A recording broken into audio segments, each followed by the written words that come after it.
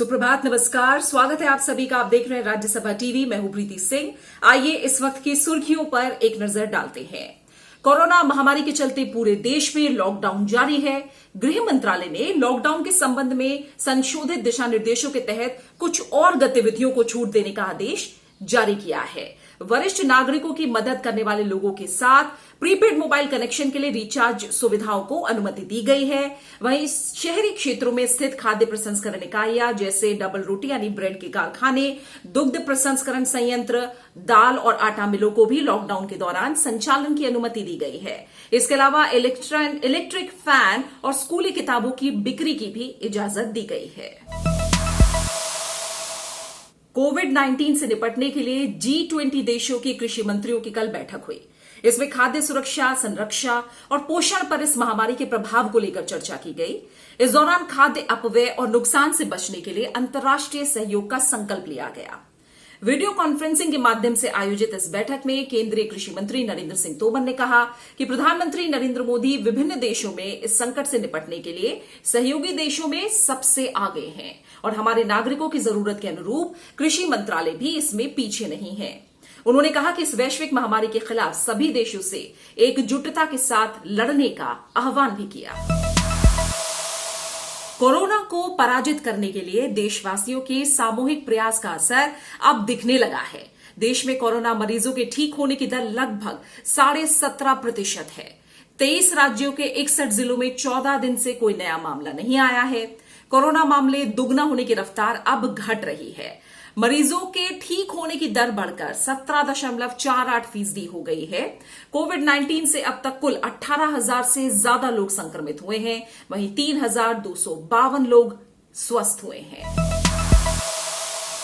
Corona पर जीत हासिल करने के लिए भारत ने 1,24,00,000 कोविड वॉरियर्स की सेना तैयार कर ली है। इस बात की जानकारी मिली सरकार की तरफ से लॉन्च किए गए 2 पोर्टल्स covidwarriors.gov.in और igot.gov.in से।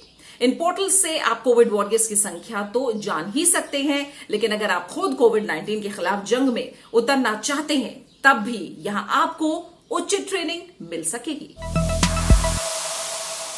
कोविड-19 से जंग जीतने के लिए जांच सुविधाओं में लगातार बढ़ोतरी की जा रही है। अब तक भारत में 4,49,810 सैंपल की जांच की जा चुकी है।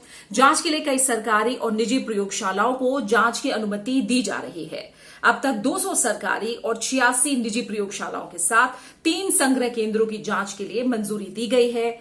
परिषद ने कहा है कि जांच की क्षमता अगले महीने के अंत तक प्रतिदिन 1 लाख होने की आशा है। हालांकि इस बीच जांच प्रक्रिया में थोड़ी बाधा आई है। भारतीय चिकित्सा अनुसंधान परिषद ने राज्यों को दिए गए रैपिड टेस्ट किट से परीक्षण पर अगले 2 दिन के लिए रोक लगा दी है। आईसीएमआर ने बताया है कि पॉजिटिव नमूनों में ज्यादा अंतर आ रहा है। अब इन रैपिड टेस्ट किट्स का परीक्षण आईसीएमआर के 8 इंस्टीट्यूट्स फील्ड में जाकर करेंगे।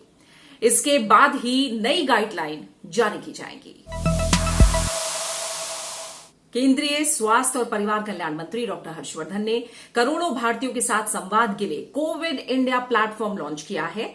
इसके जरिए लोग @कोविड-इंडिया सेवा पर सवाल कर सकते हैं। इसका वास्तविक समय में जवाब दिया जाएगा। इस पहल का उद्देश्य पारदर्शी ई-गवर्नेंस डिलीवरी को सक्षम बनाना है। साथ ही इसके जरिए सामाजिक दूरी बनाए रखने, बार बार हाथ धोने और श्वसन से जुड़े उपायों के बारे में जागरूक किया जाएगा। कोरोना को रोकना है तो क्वारंटीन का सख्ती से पालन करना होगा। घरों में क्वारंटीन नागरिकों की निगरानी और उनके घर में रुकने को सुनिश्चित करने के लिए पुणे नगर निगम ने संयम नाम से एक मोबाइल ऐप विकसित किया है। मोबाइल ऐप में जीपीएस ट्रैकिंग है, जिससे क्वारंटीन नागरिकों के घर से बाहर निकलने पर प्रशासन को तुरंत अलर्ट मिल जाता है। साथ ही प्रशासन ने 5 क्षेत्रों की निगरानी के लिए टीम नियुक्त की है। ये टीम अंतर्राष्ट्रीय यात्राओं से हाल में लौटने वाले और कोविड-19 के उपचार के बाद डिस्चार्ज होने वाले लोगों की दैनिक आधार पर जांच करेगी। टीम ये भी जांच करेगी कि क्वारंटीन में मौजूद लोगों ने संयम मोबाइल एप्लीकेशन डाउनलोड की है या नहीं। विमान लॉकडाउन के दौरान चिकित्सा सामग्री पहुंचाकर लाइफलाइन बन रहे हैं। अब तक लाइफलाइन योजना की 316 उड़ानों के जरिए 3,14,965 किलोमीटर से अधिक की हवाई दूरी तय करके देश के विभिन्न इलाकों में 500 टन से ज्यादा की चिकित्सा सामग्री पहुंचाई गई है। नागरिक उड्डयन मंत्रालय के मुताबिक इनमें से 196 उड़ानें एयर इंडिया और अलायंस एयर ने संचालित की हैं। वहीं पवन हंस लिमिटेड सहित दूसरी हेलीकॉप्टर सेवाओं से जम्मू कश्मीर, लद्दाख, द्वीप समूहों और पूर्वोत्तर के इलाकों में आवश्यक चिकित्सा सामग्री पहुंचाई जा रही है। इसके साथ ही पूर्वोत्तर और द्वीप इलाकों में आवश्यक वस्तुओं और चिकित्सा उपकरणों की आपूर्ति भी की जा रही है। केंद्रीय उपभोक्ता, खाद्य और सार्वजनिक वितरण मंत्री रामविलास पासवान ने कहा है कि हमारे देश में खाद्यान्न की कोई कमी नहीं है। भारत के पास 539 लाख टन खाद्यान्न उपलब्ध है और निकट भविष्य में खाद्यान्न की दिक्कत नहीं होने जा रही है। रामविलास पासवान ने कहा कि उन्होंने राज्यों से गरीबों तक राशन पहुंचाने की अपील की है ताकि कोई भी गरीब भूखा ना रहे। लॉकडाउन के दौरान थोक बाजारों में भीड़ भाड़ को कम करने और आपूर्ति श्रृंखला को बढ़ाने के लिए राष्ट्रीय कृषि बाजार ई-नाम पोर्टल में भंडार गृह आधारित व्यापार मॉड्यूल और किसान उत्पादक संगठन आधारित मॉड्यूल जोड़े गए हैं।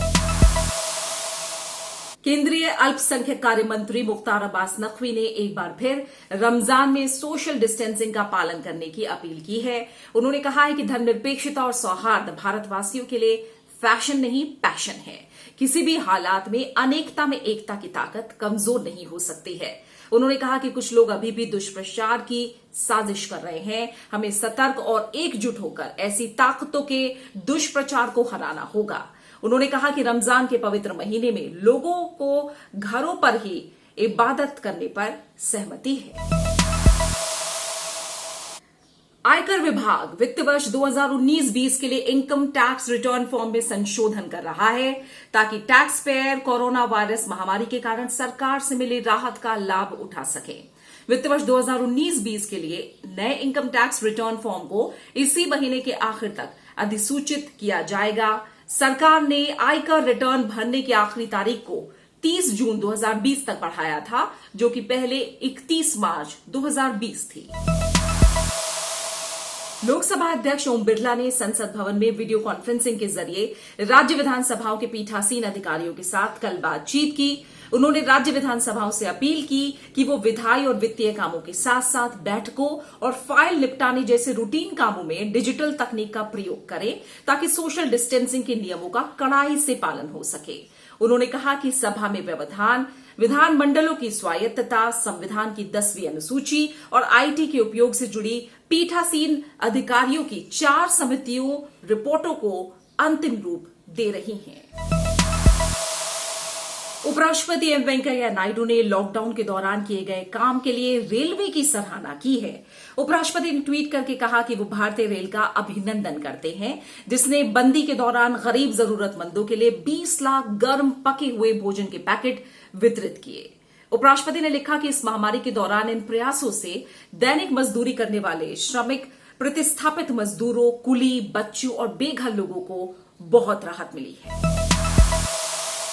दुनिया भर में आज पृथ्वी दिवस यानी अर्थ डे मनाया जा रहा है। दुनिया भर में पर्यावरण के प्रति जागरूकता बढ़ाने के लक्ष्य के साथ 22 अप्रैल को पृथ्वी दिवस मनाया जाता है। इस मौके पर उपराष्ट्रपति एम वेंकैया नायडू ने पृथ्वी को हरा भरा स्वच्छ ग्रह बनाने का आह्वान करते हुए कहा कि पर्यावरण संरक्षण हर एक का पावन नागरिक कर्तव्य है। उन्होंने कहा कि प्रकृति के संरक्षण को प्राथमिकता देनी चाहिए, अपनी उपभोक्तावादी जीवन शैली में परिवर्तन करना चाहिए। उपराष्ट्रपति ने कहा कि कोविड-19 महामारी के अनुभव के बाद हमें अपनी विकास और आर्थिक नीतियों की नए सिरे से पुनः समीक्षा करनी चाहिए और विकास की नई अवधारणा को विकसित करना चाहिए। इसी के साथ सुर्खियों में फिलहाल इतना ही। नमस्कार।